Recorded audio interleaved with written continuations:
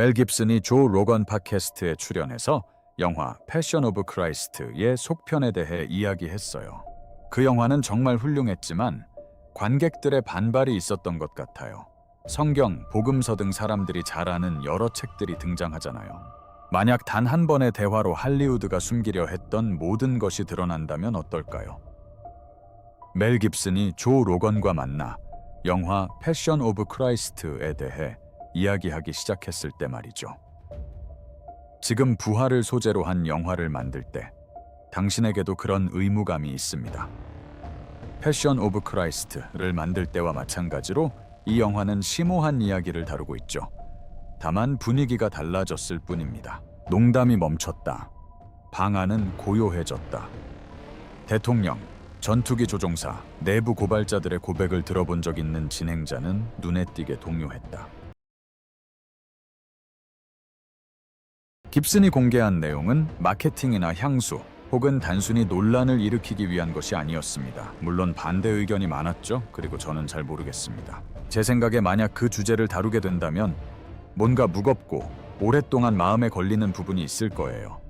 왜냐하면 이 영화는 애초에 존재해서는 안 될 영화였거든요. 멜 깁슨이 이 영화를 발표했을 때 스튜디오들은 주저하지 않았어요. 문을 닫고 경고음을 울리고 그의 정신 상태를 의심했죠. 비싸서도 아니고 위험해서도 아니었습니다. 단지 그것이 담고 있는 이야기와 힘 때문이었습니다. 그 후 은밀한 비밀리에 싸움이 벌어졌습니다. 통제할 수 없는 이야기에 갑자기 두려움을 느낀 영화 산업에 홀로 맞서는 영화 제작자. 그리고 이 영화가 할리우드를 왜 두렵게 했는지 이해하게 되면 당신은 할리우드와 그것을 막으려 했던 그 거대한 시스템을 결코 예전처럼 보지 못하게 될 것입니다. 깁슨의 불가능한 임무.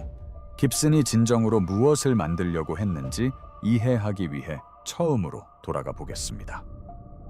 그리스도의 순환은 단순히 웅장한 영상미와 예측 가능한 산막 구조를 가진 또 다른 성경 서사극으로 구상된 것이 아니었습니다. 깁슨은 관객들이 이전에 경험했던 그 어떤 것보다 더 날 것 그대로이고 더 솔직하고 더 본능적인 무언가를 원했습니다. 제 생각은 영화를 만들 당시 저는 이 영화를 만들면서 우리 모두가 예수 그리스도의 희생에 책임이 있다는 생각을 했습니다. 그는 마태복음, 마가복음, 누가복음, 요한복음 네 복음서를 깊이 연구하며 예수 그리스도의 마지막 시간에 대한 모든 구절, 모든 뉘앙스, 모든 세부 사항을 꼼꼼히 살폈습니다. 하지만 그는 거기서 멈추지 않았습니다. 그는 다른 성경 구절들을 인용하여 단순히 무슨 일이 일어났는지 뿐만 아니라 그 일이 지닌 무게감까지 보여주는 하나의 그림을 완성했습니다. 영적 전쟁, 인간적인 희생, 그리고 모든 고통의 순간 뒤에 숨겨진 신성한 목적을 말입니다. 사실 세 번째 선택지는 없습니다. 예수님이 부활하지 않았다면 이 모든 것은 사기이자 우스꽝스러운 일일 뿐입니다. 이 영화는 관객에게 무언가를 요구하는 영화였습니다. 단순한 오락이 아니라 신앙, 희생, 구원에 대한 질문들을 적극적으로 탐구하는 작품입니다. 첫 장면부터 분위기가 확연히 드러납니다.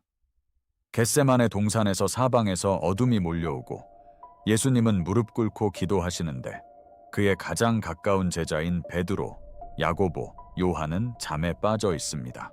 그 취약함은 손에 잡힐 듯하다.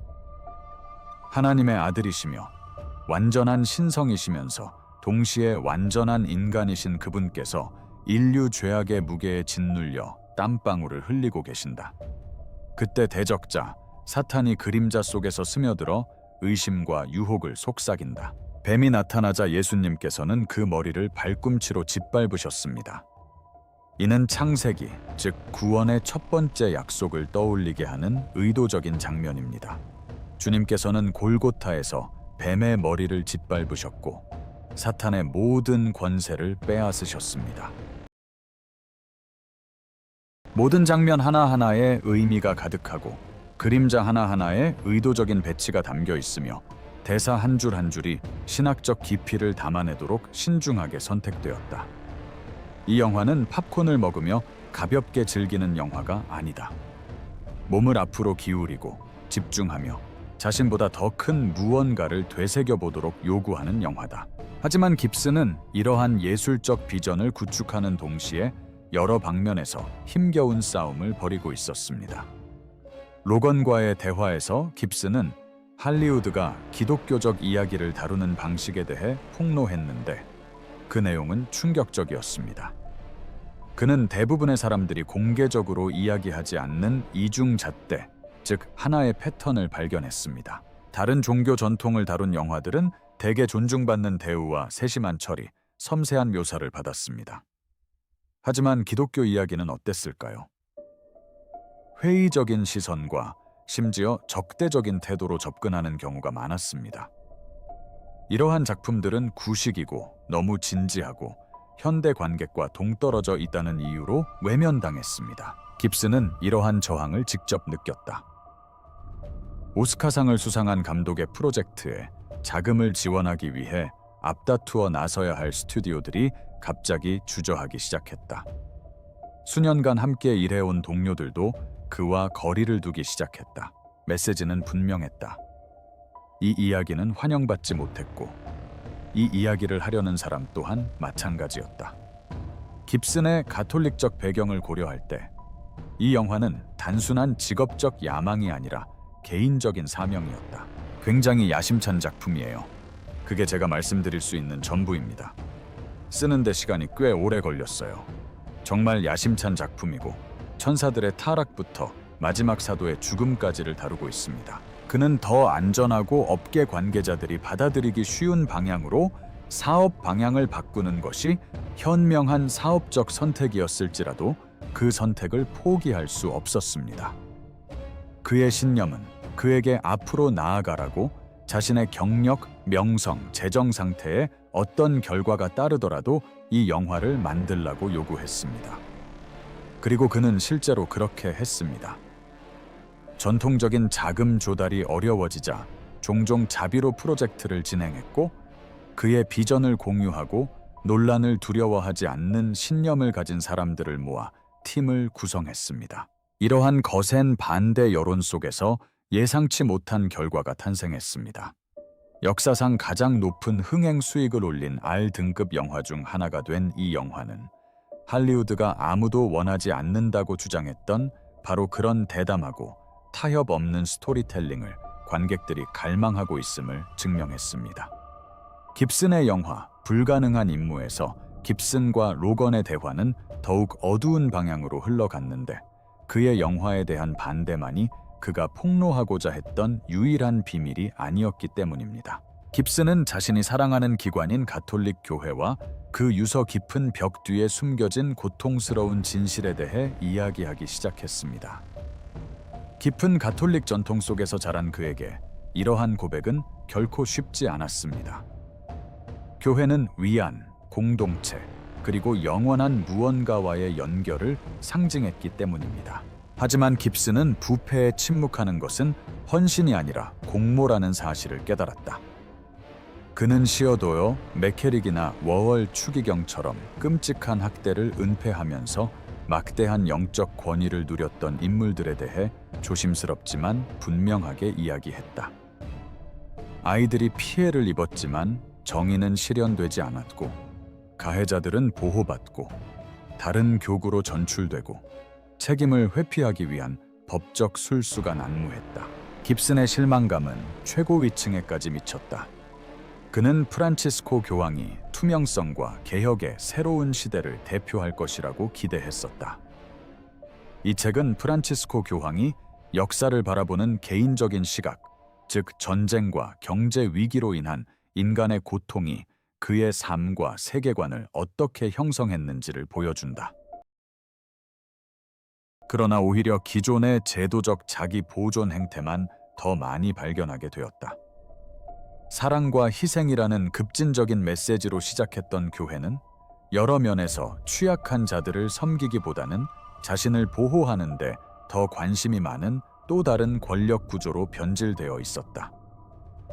깁슨은 이를 두 개의 교회가 동시에 존재하는 것으로 묘사했는데 하나는 창립 원칙을 진정으로 실천하려 애쓰는 교회이고 다른 하나는 배후에서 영적 사명과는 전혀 무관한 의제를 추구하는 교회였다. 그는 1950년대 교황 선거 당시 검은색과 흰색 연기가 동시에 피어올랐던 기이한 역사적 사건들을 언급하며 이는 혼란과 조작 가능성을 시사한다고 말했다. 또한 요한 33세 교황이 과거 대립교황이 사용했던 이름을 선택한 것은 이미 불투명한 교황청 정치에 미스터리를 더하는 것이라고 지적했다. 이러한 폭로들이 특히 강력한 효과를 낸 것은 깁슨의 어조였다.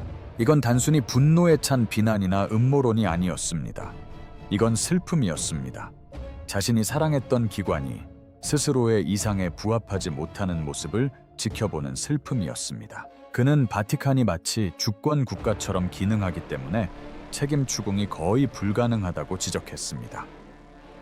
학대 혐의를 받는 사제들은 기소되기보다는 단순히 다른 곳으로 정은되는 경우가 많았고, 그 결과 새로운 공동체에서 더 많은 아이들에게 해를 끼칠 수 있었다는 것입니다. 한 사건은 100명이 넘는 아동을 학대한 사제가 다른 교회로 정은된 후 그곳에서도 같은 행태가 반복된 것이었습니다. 깁슨에게 이러한 진실에 맞서는 것은 자신을 형성해온 공동체로부터 소외될 위험을 감수하는 것이었지만, 침묵하는 것은 그보다 훨씬 더 중요한 무언가를 배신하는 것처럼 느껴졌습니다. 바로 이 순간 로건의 감정적인 반응이 드러났습니다. 할리우드의 이단아이자 논란의 인물인 멜 깁슨이 제도적 실패, 개인적인 신념, 그리고 어려운 진실을 말하는 데 따르는 대가에 대해 솔직하게 이야기하고 있었다. 그 무게감, 진정성, 그리고 이러한 것들을 공개적으로 말하기 위해 필요한 용기는 평소 인터뷰어로서의 로건의 냉담함을 무너뜨렸다. 로건의 눈에는 눈물이 맺혔다. 그 대화는 일반적인 팟캐스트의 틀을 넘어 더욱 친밀하고 진솔하고 인간적인 무언가로 발전했습니다. 그 방안의 감정적 강렬함은 클릭수나 조회수를 위해 인위적으로 만들어낸 것이 아니었습니다. 그것은 두 남자가 청렴성, 부패, 그리고 진실을 위해 싸우는 것이 엄청난 개인적 희생을 수반할 때 어떤 의미인지에 대한 심오한 질문들을 진지하게 고민하는 진솔한 반응이었습니다. 평론가 대 관객, 이제 전쟁이 시작됩니다. 하지만 영화 자체로 돌아가 봅시다. 이 영화의 제작 과정에는 믿기 어려울 정도로 놀라운 미스터리와 기적이 숨겨져 있기 때문입니다. 영화 패션 오브 크라이스트가 마침내 극장에 개봉했을 때 평론가들의 반응은 극명하게 엇갈렸고, 이는 영화를 둘러싼 문화적 논쟁에 더욱 불을 지폈습니다. 당대 가장 영향력 있는 영화 평론가 중 한 명으로 꼽히는 로저 에버튼은 이 영화에 만점인 별 4개를 주었습니다. 로저 에버튼은 훌륭한 영화를 칭찬하고 찬양하는 것을 좋아했지만 동시에 영화의 결점을 지적하는 것도 마다하지 않았는데, 그는 이 영화를 자신이 본 영화 중 가장 폭력적이고 긴장감 넘치는 영화라고 평했습니다. 종교적 전통 속에서 자란 에버튼은 멜 깁슨의 흔들림 없는 연기를 보기 전까지는 그리스도의 고난의 깊이를 진정으로 이해하지 못했다고 썼습니다. 리처드 코를리스 같은 다른 평론가들은 영화의 진정성과 예술적 야심을 칭찬했고, 아르망 화이트는 깁슨의 연출 비전을 영적 영화의 거장칼 시어도어 드레이어에 비유했습니다. 이러한 찬사는 결코 가벼운 것이 아니었습니다. 이들은 비록 정확히 무엇인지 명확하게 설명하지는 못했지만 무언가 중요한 점을 간파한 진지한 비평가들이었습니다. 그러나 논란은 여러 방향에서 불거졌습니다. 영화 개봉 전 미국 가톨릭 주교회의와 반면개회소연맹 ADL의 공동위원회가 시나리오를 검토하고 심각한 우려를 표명했습니다. 그들은 멜 깁슨이 묘사한 유대교 지도자들이 빌라도에게 십자가형을 강요하는 장면이 수세기 동안 반유대주의를 부추겨 온 위험한 역사적 고정관념을 강화할 수 있다고 우려했다. 가톨릭 교회 자체도 1960년대 제2차 바티칸 공의회에서 이러한 해석을 공식적으로 거부했고, 많은 개신교 교파들도 이를 따랐다. 위원회는 깁슨의 영화가 수십 년간 이어져 온 종교 간 대화와 화해를 무산시킬 수 있다고 우려했다. 이러한 우려는 결코 사소한 것이 아니었습니다.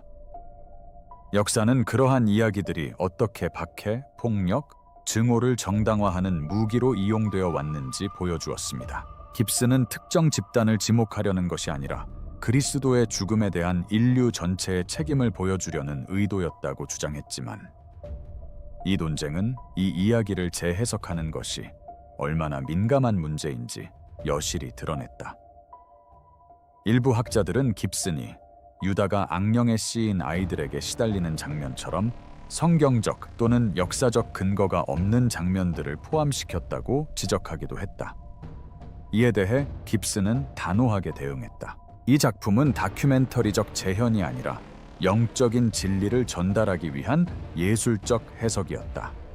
감독은 영화적 언어, 상징, 시각적 은유를 사용하여 죄책감, 구원, 영적 전쟁이라는 주제를 탐구했다. 이 영화는 역사적 재현과 신학적 성찰 사이에서 아슬아슬한 줄타기를 했고, 그 결과 관객들은 극적으로 다른 기대를 품고 영화를 보았으며 각기 다른 경험을 하고 돌아갔다. 어떤 이들은 이 영화가 깊은 감동을 주고 영적으로 변화를 가져다 주었다고 생각했다. 또 어떤 이들은 불필요한 폭력과 신학적으로 문제가 있다고 여겼다. 중립적인 반응을 보인 사람은 거의 없었다.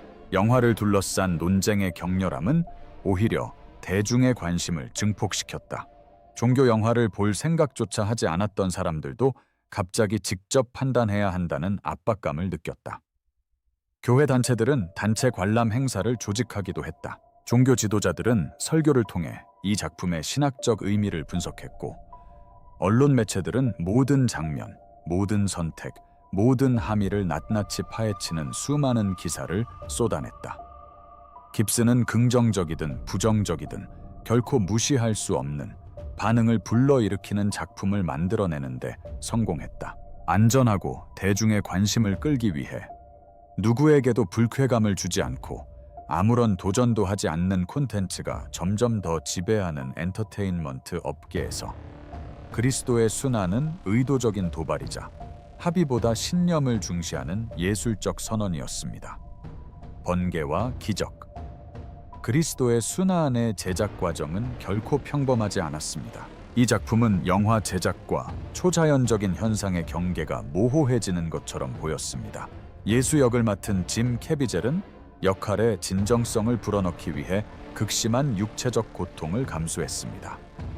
그가 짊어진 십자가는 무게가 30파운드, 약 13.6kg에 달했고, 한 번은 촬영 도중 어깨가 탈골되기도 했습니다. 채찍질 장면에서 그는 채찍에 2번 맞았는데, 한 번은 숨이 막힐 정도로 강렬했고, 또 한 번은 손에서 피가 흘렀다. 그의 고통은 연기가 아니라 진짜였고, 그 날 것 그대로의 강렬함은 어떤 특수 효과도 따라할 수 없는 방식으로 스크린에 전달되었다. 그리고 그때 번개가 쳤다. 조감독 존 미켈리니는 촬영 중 2번이나 번개를 맞았고, 배우 카비젤 역시 십자가 처형 장면 촬영 중 번개를 맞았지만 기적적으로 다치지 않았다고 전해진다. 성경에서 번개는 신의 권능과 심판을 상징한다. 이것들은 단순한 사고였을까? 아니면 다른 의미가 있었을까? 제작진은 그 이유를 설명할 수 없었지만, 이러한 사건들은 자연과 초자연이 아슬아슬하게 가까이 존재하는 듯한 분위기를 조성했다. 멜 깁슨이 결국 영화에 음악을 추가하기로 한 결정은 아카데미상 후보에 오르고 2004년 엠마상 최우수 영화 제작상을 수상하며 이 프로젝트의 감정적, 예술적 울림을 더욱 깊게 했습니다. 변화는 단순히 외적인 것에 그치지 않았습니다. 유다 이스카리옷 역을 맡은 루카 리오넬로는 무신론자로 촬영에 임했지만 배신과 구원을 탐구하는 과정을 통해 깊은 감명을 받아 신앙인이 되었습니다. 마리아 역을 맡은 마야 모겐스터는 촬영 당시 비밀리에 임신 중이었다. 그녀가 연기한 이야기는 죽음과 부활이라는 조용하고 가슴 뭉클한 상징으로 다가왔다. 멜 깁슨은 또한 기적적인 치유 사례에 대한 이야기도 전했다.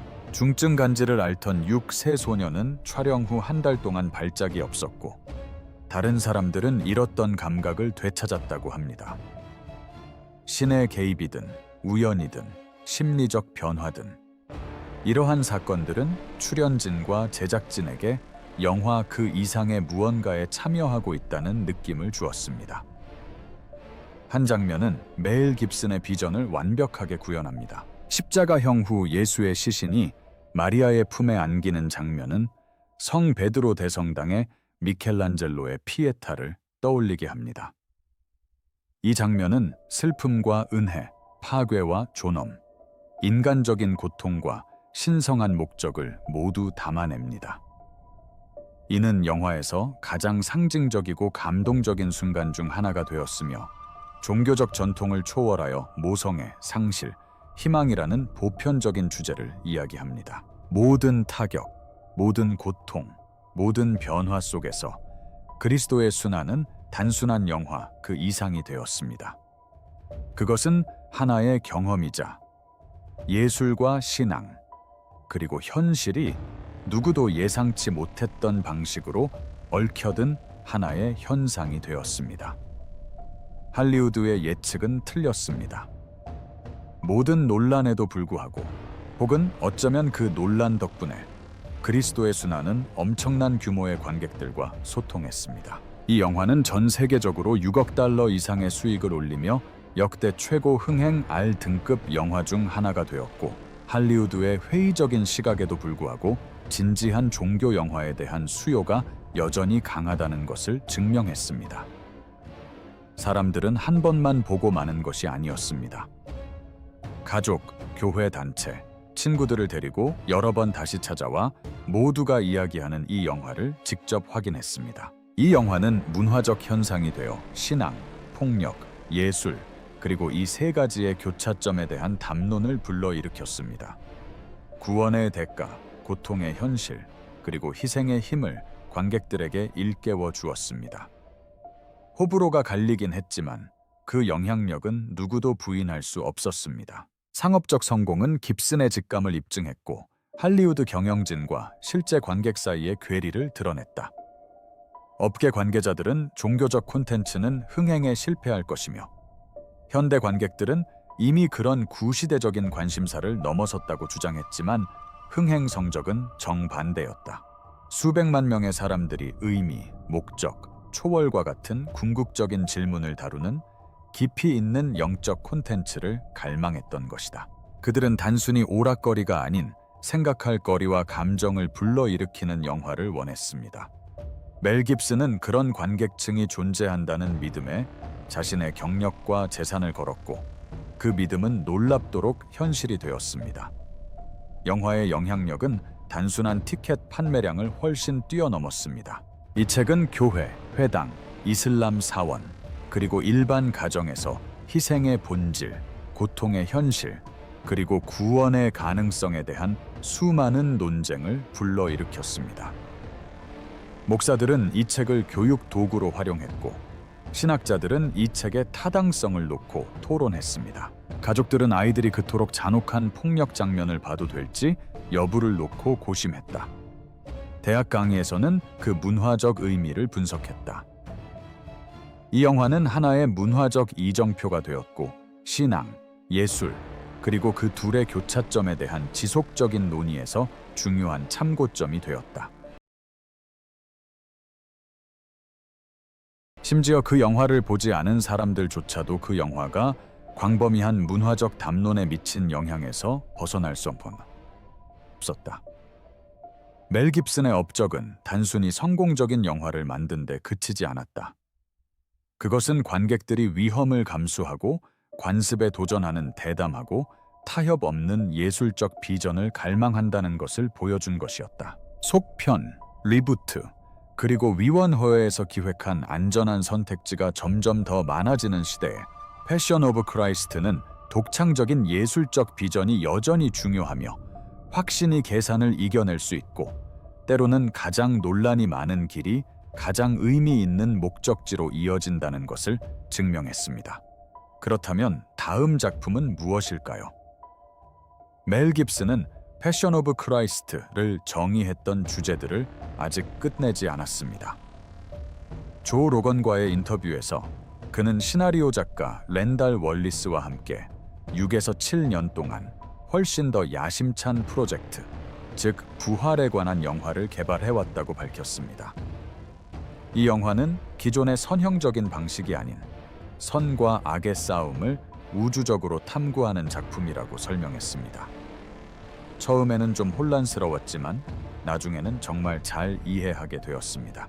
깁스는 역사 속 그 특별한 순간이 이전과 이후의 모든 것과 어떻게 연결되는지를 보여주고 싶어 합니다. 그는 고대 문헌, 신학적 논쟁, 그리고 역사 연구를 깊이 파고들어 관객들이 익숙한 이야기를 완전히 새로운 시각으로 바라보도록 이끄는 서사를 만들어내고 있습니다. 그에게 있어 복음서는 신화가 아니라 예수의 사도들이 목격한 것을 부인하느니 차라리 죽음을 택한 흔들림 없는 증언으로 입증되는 역사입니다. 깁슨이 묻는 것처럼 누가 거짓임을 알면서도 그것을 위해 목숨을 바치겠는가? 그는 이 질문이 기독교의 핵심에 있는 초자연적인 주장을 뒷받침한다고 믿는다. 부활은 많은 사람들에게 신앙생활에서 가장 어려운 부분으로 남아있다. 처형당하고 매장된 사람이 무덤에서 걸어 나온다는 생각은 자연의 질서에 어긋나기 때문이다. 아시다시피 그리스도의 부활이 속편이죠. 하지만 그 전에 첫 번째 영화가 2004년에 개봉했다는 사실부터 짚고 넘어가야 할 것 같습니다. 깁슨은 평생 동안 다른 사람들이 믿었기 때문에 자신도 그런 주장들을 받아들였지만 시간이 지나면서 스스로 진실을 찾으려 노력했다고 인정했습니다. 그의 개인적인 여정은 이제 그가 창작하는 모든 것에 영향을 미칩니다. 그는 이미 믿음을 가진 사람들에게 설교하거나 기존의 신념을 단순히 확인시켜주는 콘텐츠를 만드는데 관심이 없습니다. 그는 회의론자든 신자든 모두가 존재, 의미, 그리고 삶의 끝에는 무엇이 있는지와 같은 심오한 질문들을 고민해보기를 바랍니다. 이번 새 프로젝트 역시 역사적 맥락이 깊습니다. 깁슨은 예수가 등장했던 시대, 즉 그의 사역에 대한 사람들의 반응을 형성했던 정치적 긴장, 종교적 기대, 그리고 문화적 현실을 보여주고자 합니다. 그는 사도들을 완벽한 성인이 아니라 특별한 경험을 통해 변화된 결점 많고 복잡한 인간으로 묘사합니다. 그는 이 운동을 진압하려 했던 제국과 불가능에 가까운 역경 속에서도 이 운동을 지켜낸 지하 공동체를 살펴봅니다. 본질적으로 그는 기독교 신앙의 궁극적인 신비를 극적으로 보여주고자 합니다. 죽음이 최종적인 것이 아니며 사랑이 증오를 이기고 부활은 단지 신학적 개념이 아니라 모든 것을 변화시킬 수 있는 살아있는 현실이라는 것입니다. 깁슨에게 이 작업은 상업적 성공이나 경력 회복을 위한 것이 아닙니다. 그의 명성과 재정적 안정은 이미 확보되어 있습니다. 그는 단지 이 이야기들이 중요하다고 믿기 때문에 이 일을 하는 것입니다.